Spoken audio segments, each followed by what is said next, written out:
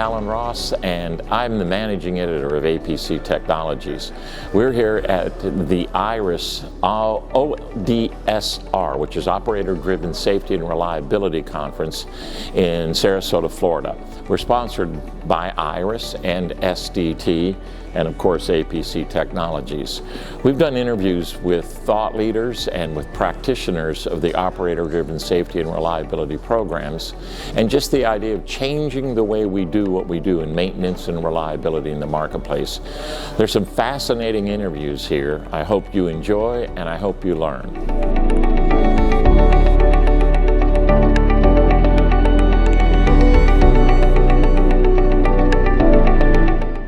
Paul, thank you for joining us. We are here at the IRIS Distributor Conference in Sarasota, Florida.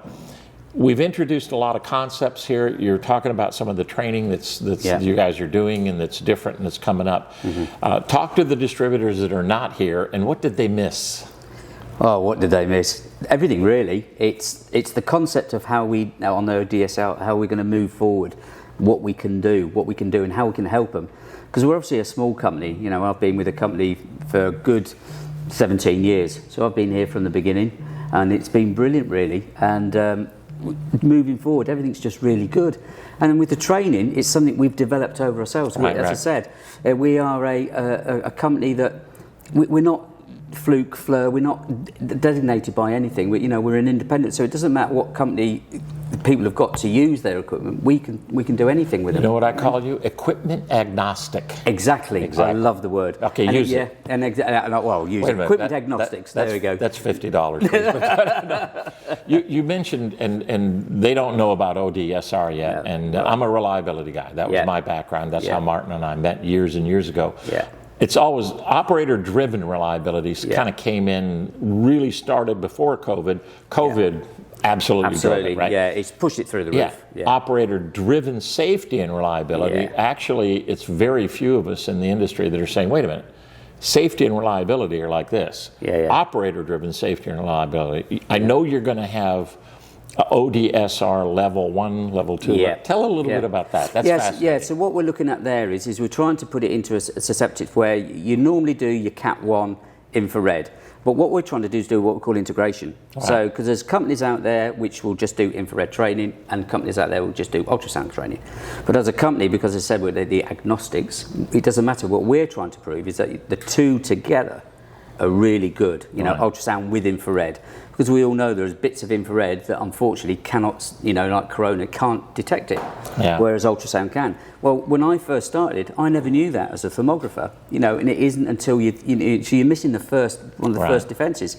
So to do it that way and actually doing it combined as an independent company, we can do that because that's what we do. Right. And it's teaching, and it's like this. When the wheel first started, it was if you go back to the it was made out of rocks. Now you look at what we have on a wheel, it's rubber, bits of alloys, and they look absolutely. And that's what we're doing in the maintenance industry. We are trying to change. Windows, the infrared windows used to be crystal because they were round, and that's what they were for 20 odd years.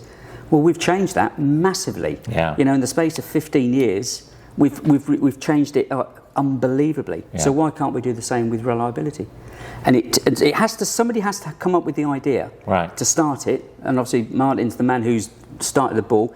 Got in with people like yourselves and have gone, this works. And if you don't hang on to this snowball, you're never going to be at the end of it. Because it's the future. It really is the future. That's why I say it. I think at this conference, what you all have presented, the company has stepped up. Yeah, it's massively. Not the same old company. Now, everything it does, the windows and everything, are because of NFPA 70B. Yeah. They're going to explode. It's no longer hey, this is a recommendation. It's a standard. That's a big deal. So I think the windows part of what you do is going to explode, but so is everything else. So as IRIS steps up, the distributors have to step up. Well, they have to, because otherwise, if they don't, and with no disrespect, if it's nothing that you're interested in doing, then why do you want to be with us? Right. I'm sure there's other distributors out there who would go, well, I'll have a sniff at this, because it is the future. Oh, that was pretty good. I'll have a sniff at this. Well, it's an English term, mate. Yeah, it's a sniff. That's right. Bit of a sniff, and then you're there.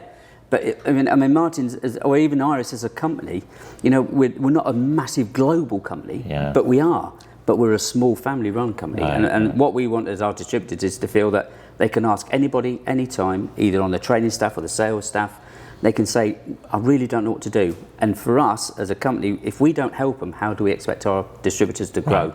You know what I mean? Happy days. You did a presentation here. Drew did a presentation. There's a lot of presentations here that people may not have the time, the energy. Presentations are to go through. But they can call you if they want to know anything more about it. Get on the phone, talk to you about it. Absolutely, and that's what we're there for. As I said, I think Drew mentioned it yesterday, is that I know I'm UK based, but at the end of the day, there's a 20-hour period where if Drew can't answer it, I'll answer it, and vice versa. So there's a 20-hour period. But at the end of the day, we know enough people in the industry that if we don't know the answer, which is very rare, we will get an answer for you. So the deal then is he works 4 hours and you work 20. But that's it, mate. You sussed it. At last, somebody's noticed. I'll talk to Martin about that. Yeah, I would, mate. Yeah. Paul, really good. Thank you. It's been a pleasure, Alan. No worries at all. Happy days, mate.